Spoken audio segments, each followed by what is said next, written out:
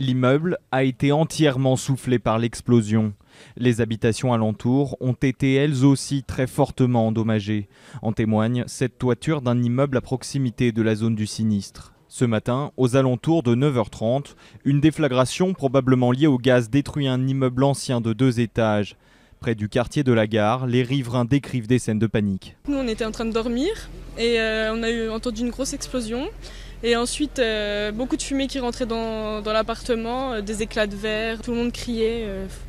C'était vraiment la panique. Il y avait énormément de sirènes et tout, il y avait les pompiers, les ambulances, les machins, forcément, il y a de quoi se poser des questions, quoi. Certaines habitations du centre-ville ont été immédiatement évacuées par les secours et le quartier entièrement bouclé par la police.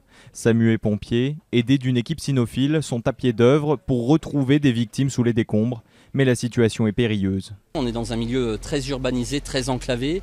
Le bâtiment jouxte une courette intérieure.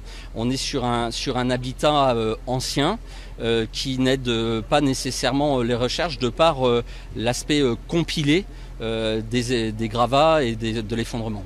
Une enquête est en cours pour déterminer les causes de l'explosion. La procureure de Dijon exclut tout acte terroriste. L'hypothèse privilégiée est celle d'un habitant de l'immeuble qui aurait tenté de se suicider au gaz.